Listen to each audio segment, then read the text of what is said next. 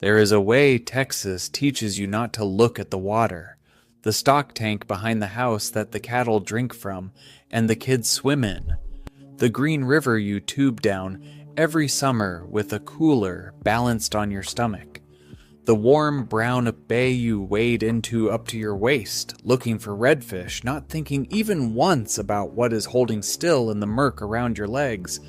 That is not carelessness, it is something closer to a treaty, a quiet agreement the whole state seems to have signed, that the dangerous things are somewhere else. In the documentaries, in the deep gulf, in the swamp, down the road you never actually go into. Not here, not in this water, not the water you are standing in right now, but the creatures never signed that treaty. They are in the stock tank. They are under the dock. Some of them are buried in the sand directly beneath your bare feet.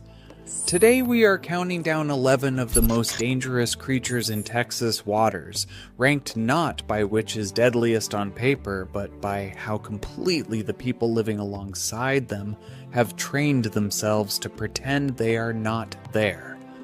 Some of these you have waded past within the last week, and a few of them you will not be able to see at all, which is exactly why they sit so high on this list. By the time we reach number 1, you may never wade in past your knees again. Before we start counting down, if this is the kind of thing that lives in the back of your mind, go ahead and subscribe. It takes 2 seconds, and it genuinely helps the channel.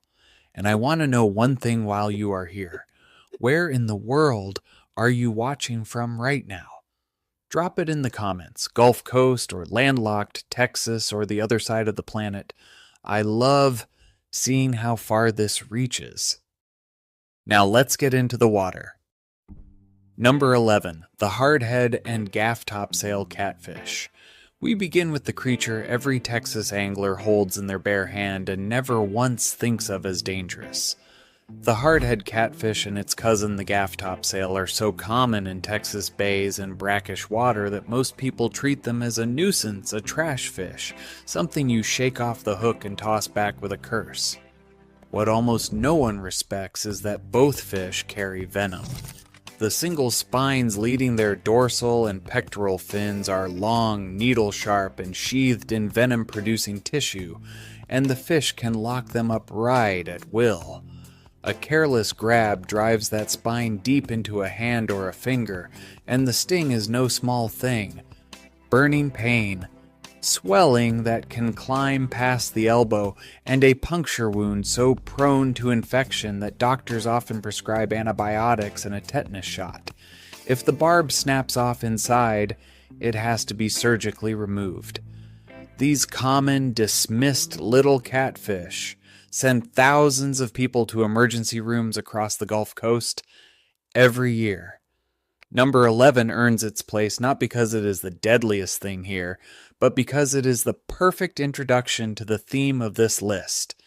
In Texas, the danger you deny hardest is often the one you are literally holding in your hand. Number 10, the stingray. Stay in that same warm, shallow water and look down. Except you cannot look down because Texas Bay water gives up nothing to the eye. And that is the stingray's entire strategy. It does not hunt you. It hides from everything else, flattening itself into the sand of the exact shallow flats where people wade, until only its eyes break the surface. You will never see the one you step on. A stingray's tail carries one or more saw-edged spines grooved with venom-producing tissue, and when a foot comes down on a buried ray, it whips that barb up and into the ankle or calf in pure reflex. The wound is savage, venom that causes immediate escalating pain, plus a jagged laceration that frequently leaves part of the barb behind, requiring surgery and inviting infection. It is common enough on Texas flats that locals have a name for the defense against it: the Texas Shuffle. Sliding your feet along the bottom instead of stepping, so a ray feels you coming and flees. The denial here is a strange one because the danger is genuinely invisible, buried, camouflaged, silent.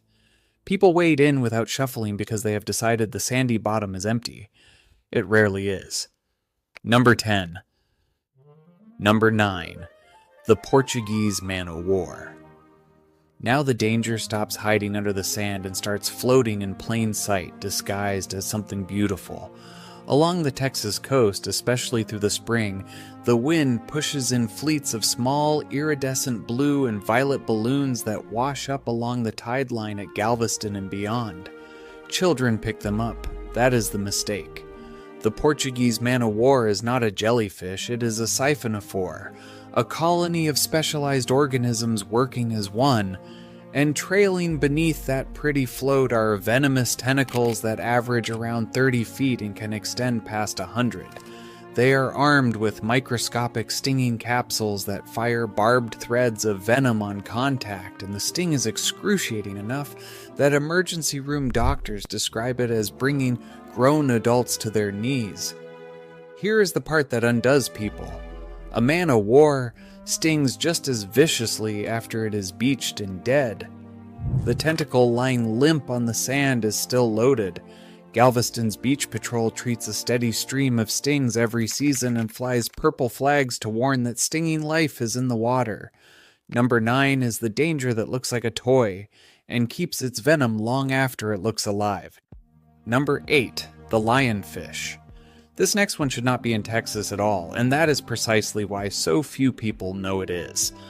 The red lionfish is native to the Indo-Pacific, an ocean away.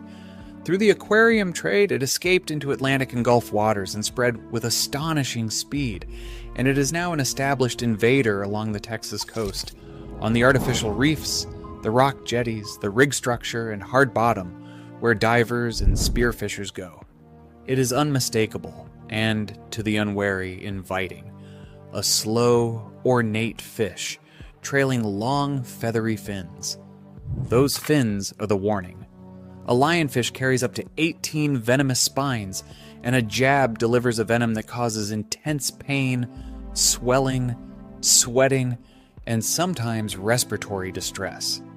Because the fish is a voracious predator with almost no natural checks in the Gulf, it has been devouring native reef fish and multiplying unchecked, rewriting the underwater map of the Texas coast, one reef at a time. The denial here is generational. A Texan who grew up on these waters has no childhood memory of the lionfish, no inherited warning, because a few decades ago it simply was not here. It moved into the state's salt water in a single lifetime, and most people never noticed it arrive. Number 8. Number 7. The alligator snapping turtle. Now we leave the salt and go inland into the rivers and bayous and reservoirs of East Texas to meet a creature most people are certain belongs only to the age of dinosaurs. The alligator snapping turtle looks the part, a spiked, moss-backed, prehistoric thing with a beak strong enough that biologists who handle them warn, plainly, that the bite can take off fingers. And the size is genuinely hard to believe.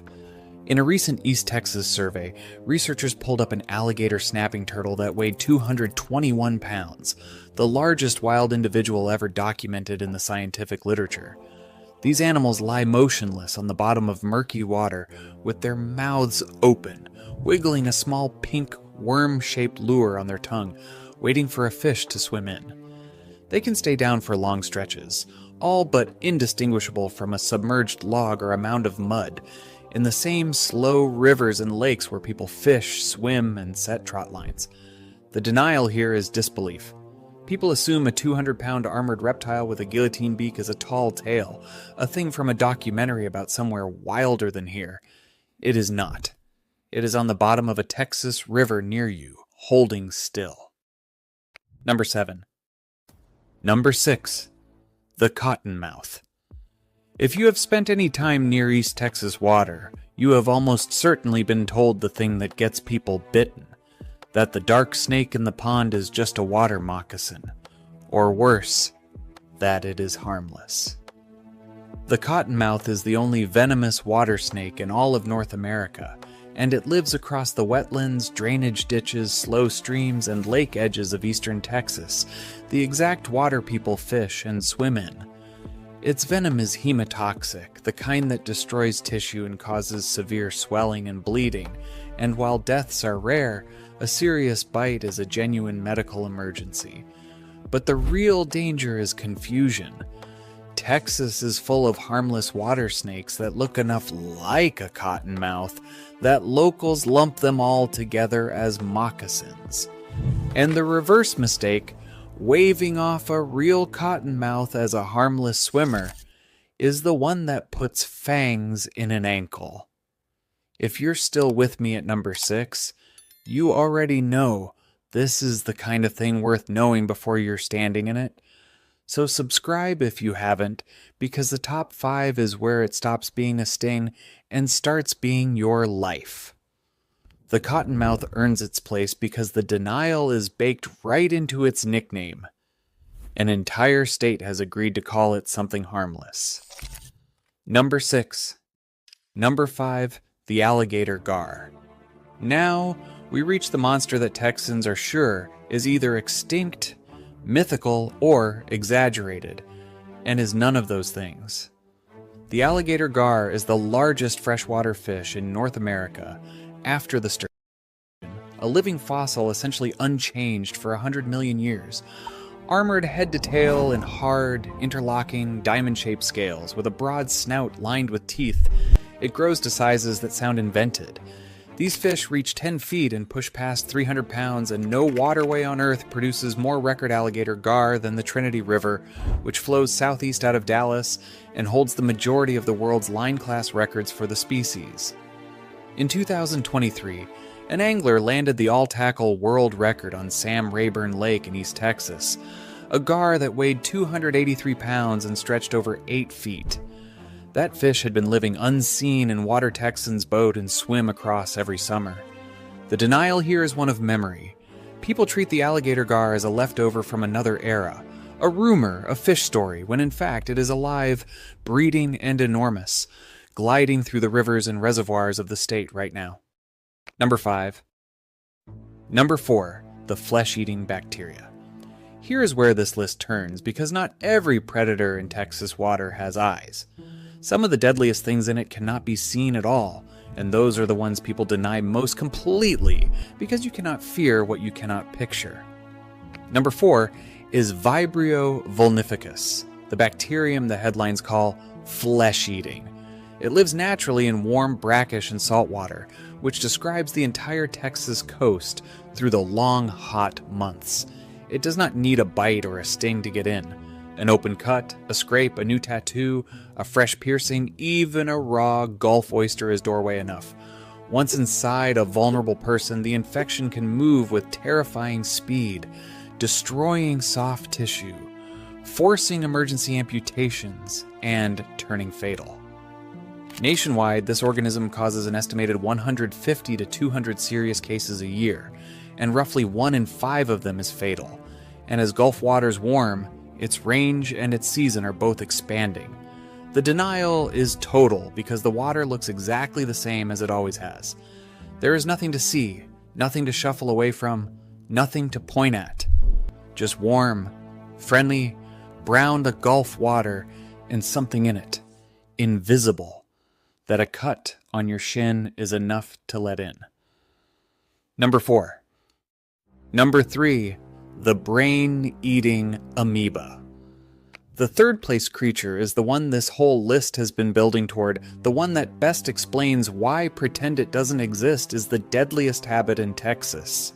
It is Naegleria fowleri, a single-celled amoeba so small it can only be seen under a microscope, living in warm, freshwater lakes, rivers, and ponds all across the state, thriving in exactly the hot, still, low water of a Texas July and August.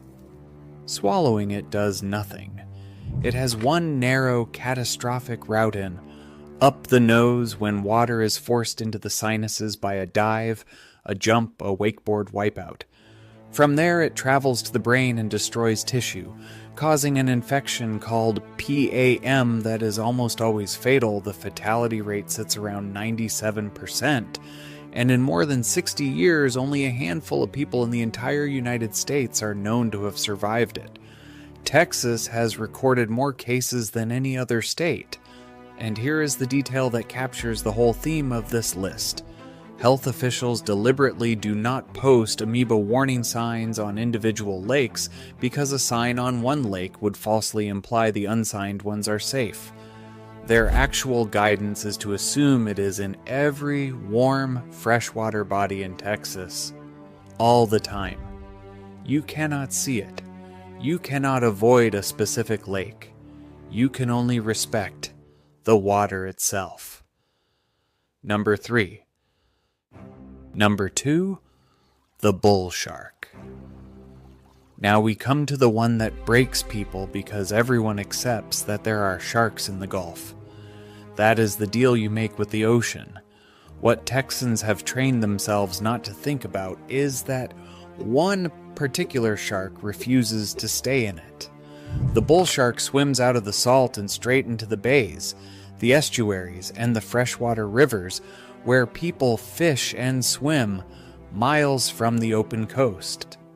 The bull shark is one of the only sharks on Earth that can regulate the salt in its body and move freely from ocean into fresh water, and it uses that ability constantly along the Texas coast.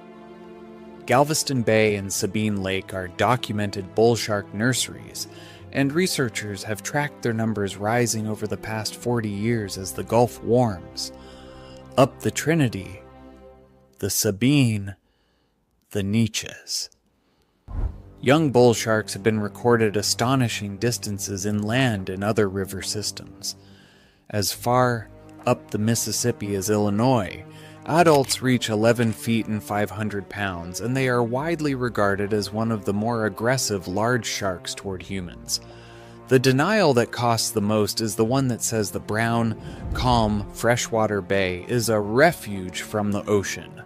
For the bull shark, there is no line between the two. The salt fades, and it just keeps swimming inland. Number 2.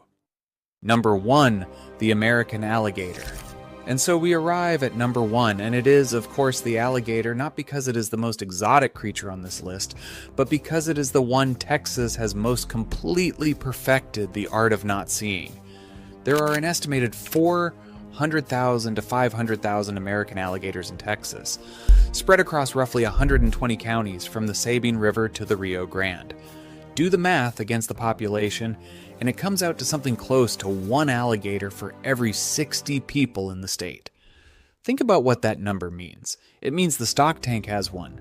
It means the golf course water hazard has one. It means the drainage canal behind the subdivision, the bayou at the edge of town, the reservoir, the whole county swims in. All of it. Alligator habitat. Adult males routinely pass 10 feet. The largest ever captured alive in Texas was over 13 feet and 900 pounds, pulled from a lake on the Trinity River. They are ambush hunters of extraordinary patience, capable of holding motionless at the waterline for hours, invisible in dark water with a strike that closes in a fraction of a second. And wildlife officials warn that the truly dangerous ones are the alligators people have fed, animals that have lost their fear of humans, one tossed marshmallow at a time in the exact ponds where children play. The alligator is number 1 because it is the purest version of this entire list. Not hidden, not rare, not exotic, just an apex predator, 500,000 strong, living in the water beside us, made invisible not by stealth, but by sheer familiarity. Texas did not stop seeing it because it disappeared. Texas stopped seeing it because it never left, and because looking would mean changing how everyone lives on the water. So here is what this list is really about. Not fear. Fear is loud and it burns off fast, and by tomorrow you will be back at the lake. It is the agreement. The quiet one that lets a state build its docks and its boat ramps and its swimming holes on top of a food web that is fully intact, entirely indifferent, and running under every surface in Texas. The Gulf Sand, the Hill Country River, the East Texas Swamp, the stock tank behind the house. The catfish is still in the bay, the bull shark is still riding the tide up the Trinity, and somewhere in the warm, still water of a lake you have swum in 100 times, A thing too small to see is drifting, patient, exactly where it has always been.